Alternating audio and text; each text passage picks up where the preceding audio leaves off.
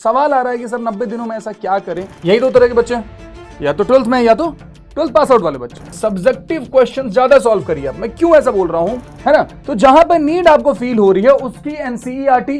कई बच्चे इसी चीज में परेशान रहते हैं, सर ये बुक कवर कर ले, ये बुक कवर कर ले, ये बुक कैसी है, ये बुक कैसी है। तो ज्योमेट्री में बाबू आपको वेक्टर करना ही करना है, वेक्टर करना ही करना है। और जब मंडे को आप पढ़ रहे हो तो उसमें टिक मारते जाइए, ये कवर कर लिया, ये कवर कर लिया, ये कवर कर लिया, ये कवर कर लिया। रात को सोने से पहले वो खत्म होना चाहिए और अगले दिन का टारगेट रेडी होना चाहिए। जय हिंद ऑफिसर्स, क्या हाल है सबके?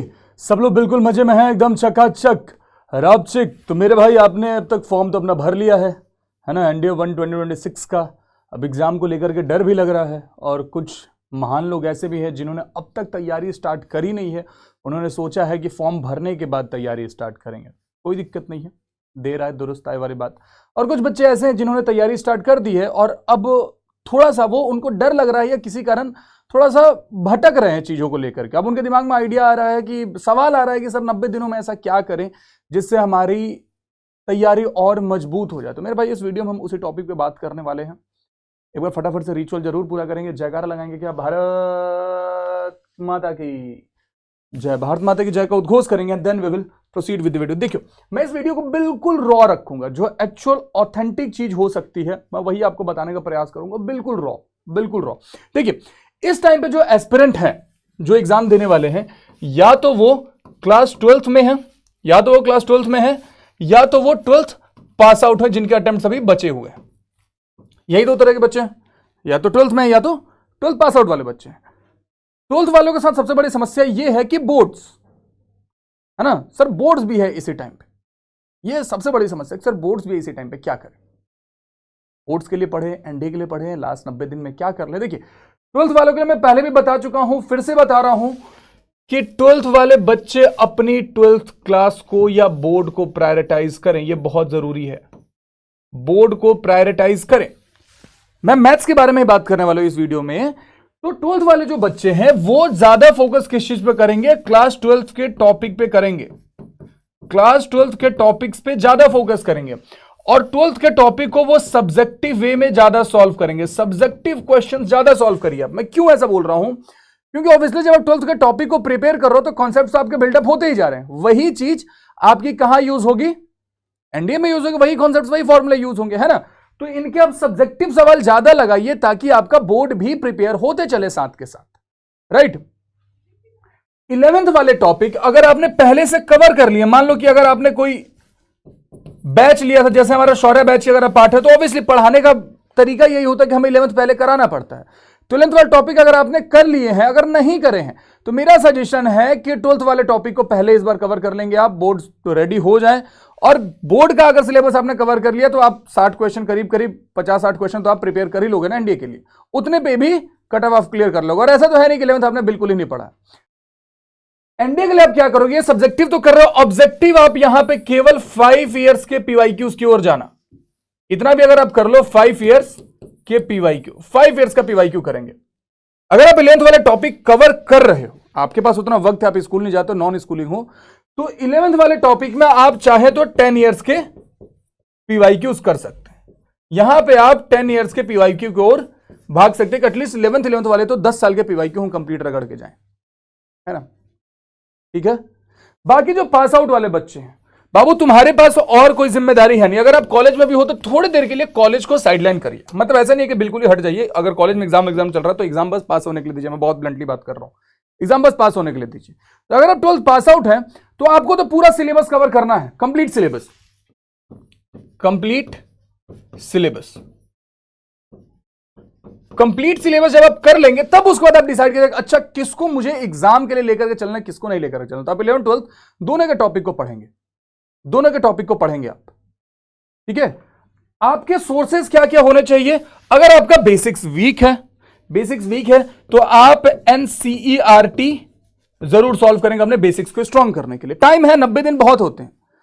एनसीईआरटी सॉल्व करेंगे, बेसिक्स को स्ट्रॉन्ग करेंगे, हर चैप्टर का नहीं, जिस चैप्टर का बेसिक आपको स्ट्रॉन्ग करना है। जैसे एक आध यूनिट ऐसे है जिसका मैं एनसीईआरटी रिकमेंड करता हूं, जैसे ट्रिग्नोमेट्री एक यूनिट है। ट्रिग्नोमेट्री तो मैं 10वीं क्लास का भी ट्रिग्नोमेट्री सॉल्व करने बोलता ताकि आइडेंटिटीज एंड रेशियोज आपका स्ट्रॉन्ग हो जाए वहां से, है ना। तो जहां पर नीड आपको फील हो रही है उसकी एनसीईआरटी, अगर एनसीईआरटी मन ना करे तो एनसीईआरटी एग्जाम्पलर कर लेना, वो और ज्यादा अच्छी बुक है। एनसीईआरटी एग्जाम्पलर कर लेना, साथ में आपको 10 इयर्स के पीवाईक्यू लगाने ही लगाने। अब थोड़ा सा स्मार्टली, दोनों कैटेगरी के बच्चों को मैं बोल रहा हूं, थोड़ा सा स्मार्टली अगर आप 10 इयर्स के पीवाईक्यू लगाना चाहते हो तो एक तरीका यह है कि सवाल बार बार रिपीट होते हैं बहुत से, वैल्यू चेंज करके ऑलमोस्ट सेम कॉन्सेप्ट पे।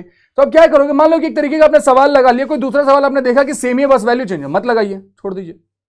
सेम है, वैल्यू चेंज है, सेम कॉन्सेप्ट है, स्किप कर दीजिए। तो ऐसे करके आप पूरे 10 साल के पीवाईक्यूज देख लोगे और लगभग हर तरीके का सवाल जो 10 साल में आया रहेगा वो आप लगा लोगे स्मार्टली।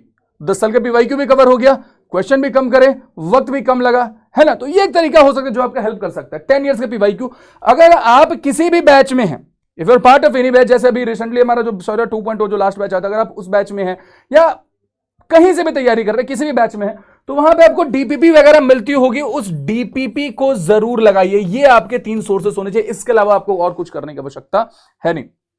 कई बच्चे इसी चीज में परेशान रहते हैं, सर ये बुक कवर कर ले, ये बुक कवर कर ले, ये बुक कैसी है, ये बुक कैसी है। बाबू समझो, हर किताब अच्छी है लेकिन आप लगाते किसी को भी नहीं हो, इसलिए मैंने मिनिमम सोर्सेज रखे हैं, ये तीनों लगाइए, इतने पे फोकस कीजिए, प्रैक्टिस कीजिए। अब इसमें भी जब आप मैथ्स लगा रहे हो ना, तो मैथ्स में आप यूनिट और चैप्टर को प्रायोरिटाइज कीजिए उनके वेटेज के बेसिस पे, कि पहले उन चीजों को स्ट्रॉन्ग करें। जैसे अगर आप देखोगे तो ये एक चैप्टर है मैट्रिसेस एंड डिटर्मिनेंट, जो अपने आप में एक यूनिट के बराबर है, matrices and determinant, matrices and determinant, right. कितने क्वेश्चन, करीब करीब 10 क्वेश्चन। ट्रिगो एक कंप्लीट यूनिट है, ट्रिगो के 15+ क्वेश्चन आप एक्सेप्ट कर सकते हो। अगर आप पूरा ट्रिगो ना भी करो तो आप इसमें क्या कर लोगे, आइडेंटिटीज एंड रेशियो तो आपको करना है, आइडेंटिटी रेशियोज प्लस में इनवर्स, आप इतना कर लो। इनवर्स से क्योंकि 2 सवाल आएंगे, बहुत इजी आएंगे। अगर आपने इतना कर लिया तो 15 में से 10 सवाल हो गए आपके, 15 में से 10 सवाल हो गए आपके। अगर आपने आइडेंटिटीज रेशियो के साथ में इक्वेशन भी लेकर के चल रहा हूं, प्लस में इनवर्स, आपके 10 सवाल यहां से कवर हो गए। फिर उसके बाद जब अलजेब्रा में आते हो तो अलजेब्रा अपने आप में बहुत बड़ा यूनिट है, पूरा अलजेब्रा अगर ना कवर करो तो आप जब पैटर्न देखो तो पता चलेगा कि क्वाड्रेटिक और कॉम्प्लेक्स अगर हम कर लेते हैं, अगर हम क्वाड्रेटिक और कॉम्प्लेक्स कर लेते हैं बाबू, तो हमें क्या हो जाता है, करीब करीब 10 क्वेश्चन हमारे रेडी हो जाते हैं क्वाड्रेटिक और कॉम्प्लेक्स कर लेने से। ठीक है, पीएनसी इसलिए करना जरूरी है क्योंकि इसके कॉन्सेप्ट कहां यूज होते हैं, प्रोबेबिलिटी में। तो पीएनसी के भी आप 5 क्वेश्चन के आसपास लेकर के चल सकते हो। ये 3 तो आपको करना पड़ेगा, अलजेब्रा के ये 3 वो चैप्टर है जो आपको करना ही करना है। बाकी अगर आपके पास वक्त है, आपकी चीजें बता रही हैं कि हाँ आप कर सकते हो, इंटरेस्ट भी है, तो गो फॉर दैट। लेकिन क्वाड्रेटिक, कॉम्प्लेक्स और पीएनसी मस्ट है अलजेब्रा से। उसके बाद हम अगर बात करें प्रोबेबिलिटी प्लस स्टैटिस्टिक्स, दोनों में से किसी को आप स्किप नहीं करोगे। आप यहां पे करीब करीब 20 क्वेश्चन तक एक्सपेक्ट कर सकते हो, दोनों का जोड़ के करीब करीब 20 क्वेश्चन तक एक्सपेक्ट कर सकते हो, अप टू 20, 15 से 20 के बीच आता है, अप टू 20 क्वेश्चन तक आप यहां से एक्सपेक्ट कर सकते हो। अब एक बार जोड़िए जरा इनको, यहां पे हमने इन दोनों को भी अगर कवर किया था, अगर इन दोनों को भी कवर किया था, मैंने बोला था कि ये 10 और 10 20, 20 और 5 25, 25 और 20 45, 45 और 10 55, 55 क्वेश्चन आपके रेडी हो गए।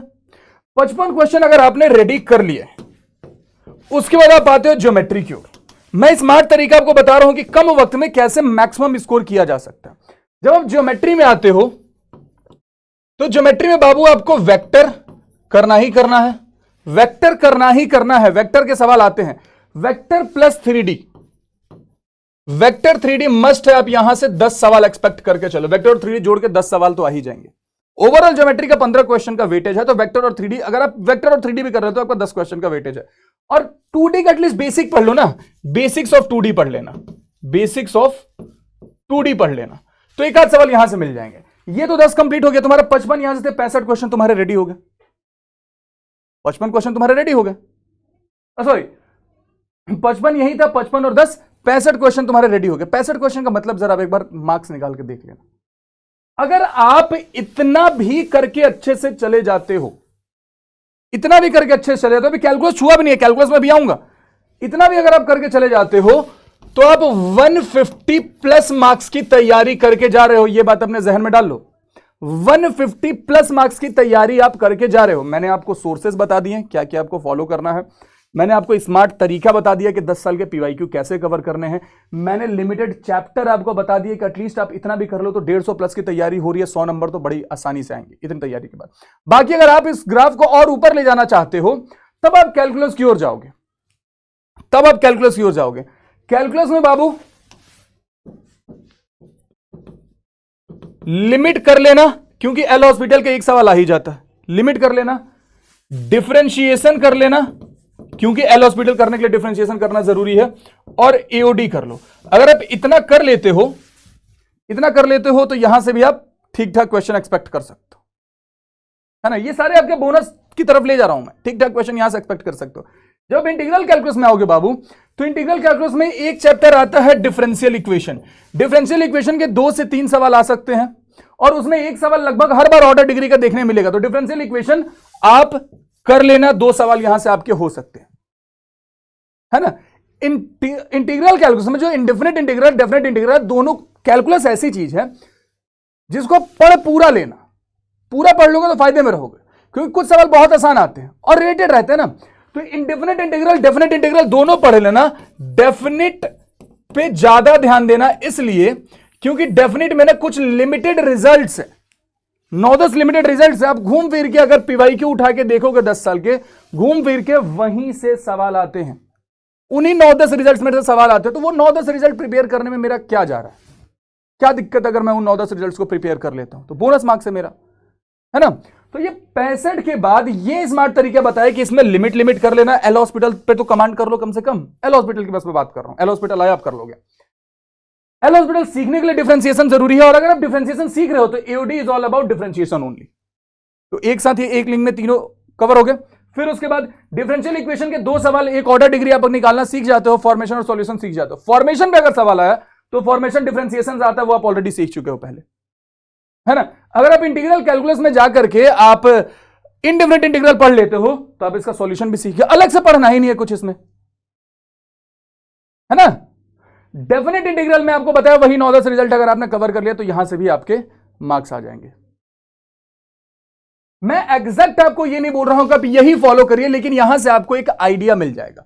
और अपनी चीजों को डे टू डे लाइफ में, मतलब आपको क्या करना है, पहले तो हर रोज का डेली टारगेट सेट करना है, डेली के टारगेट सेट होने चाहिए।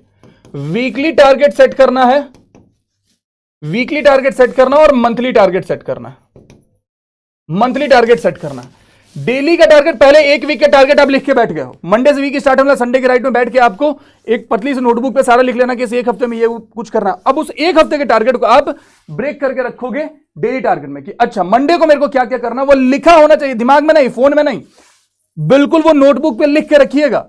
और जब मंडे को आप पढ़ रहे हो तो उस पर टिक मारते जाइएगा, ये कवर कर लिया, ये कवर कर लिया, ये कवर कर लिया, ये कवर कर लिया। रात को सोने से पहले वो खत्म होना चाहिए और अगले दिन का टारगेट रेडी होना चाहिए, ठीक है। ये मस्ट है, do it for next 90 days, do it ladies and gentleman, do it ladies and gentleman, कैसे भी। अब एक बात समझिए, अगर आप लिमिटेड चीजें कवर कर रहे हो, आपका सिलेबस अगर 120 में से 70 क्वेश्चन का अगर आपने प्रिपेयर कर लिया, जिस दिन 70 क्वेश्चन का सिलेबस आपका प्रिपेयर हो गया ना, 70 क्वेश्चन का सिलेबस प्रिपेयर होते start giving mock test, start giving mock test ladies and gentleman. ये मस्ट है, हर एक बच्चा, चाहे वो 12th वाला है, चाहे वो पास आउट है, आपको 15 प्लस मॉक देने ही देने हैं। कम से कम 15 मॉक टेस्ट हर एक बच्चे को देना है, इससे कम नहीं, 15 मॉक टेस्ट देने ही देने हैं। आप इस बात का इंतजार मत करिए कि पूरा सिलेबस करके मॉक टेस्ट देंगे, नहीं। 70 क्वेश्चन जैसे ही हुआ, आप 15 मॉक टेस्ट देना का टारगेट लेकर आगे बढ़ते ही जाइए। आपकी कैपेबिलिटीज 20 की है, 20 मॉक दीजिए, 25 की है, 25 मॉक दीजिए, ताकि आपको एक आइडिया लगता रहे कि एग्जाम में किस टाइप के सवालों को करना है, किस टाइप के सवालों को छोड़ना है। जो चैप्टर मैंने प्रिपेयर करे हैं वो एक्चुअली में मेरे स्ट्रेंथ है या नहीं है, या उसमें और ज्यादा एफर्ट्स डालने की आवश्यकता है। 3 महीने को आप एक महीने में बांटा आपने, एक महीने में कुछ टारगेट आपने लगाया कि ये कुछ कवर करना है, अगले महीने में ये टारगेट कवर करना, और कोशिश कीजिए कि 90 दिन अगर है ना तो 60 डेज में जितना भी आपको प्रिपेयर करना, अगर मान लीजिए कि आपका लक्ष्य केवल इतना ही प्रिपेयर करने का, आपका लक्ष्य केवल इतना ही प्रिपेयर करने का, पूरा प्रिपेयर करने का नहीं है। तो कोशिश कीजिए कि 60 डेज में यह खत्म हो जाए और लास्ट के 30 डेज कंप्लीट रिवीजन। 30 डेज में आप कुछ भी नया मत पढ़िएगा। 60 डेज में अगर आपका सिलेबस पूरा भी कवर करने का है कि नहीं सर मैं 120 क्वेश्चन कवर करना चाहता हूं, वो भी 60 दिन में ही कवर करना है, 61वां दिन नहीं जाना चाहिए। अब आप जानो कि आपको वो कैसे करना है, कितना आप टाइम दोगे। 60 डेज में सिलेबस खत्म हो जाना चाहिए। लास्ट के 30 डेज केवल रिवीजन और मॉक टेस्ट, केवल रिवीजन और मॉक टेस्ट, नथिंग न्यू। करना पड़ेगा बाबू, करना पड़ेगा at any cost, at any cost. तभी ये 15 का जो टारगेट है मॉक टेस्ट का, वो 20 जाएगा, 25 जाएगा। और मॉक टेस्ट ही सारा खेल बदलता है, मैं पहले बता रहा हूं, मॉक टेस्ट ही सारा खेल बदलता है। मैं उम्मीद करता हूं कि इससे आपको एक मोटा मोटी करीब करीब आइडिया लग गया होगा कि अगले 90 दिनों में अपने को क्या कुछ करना है जिससे हमारी चीजें अच्छे से कवर हो जाए।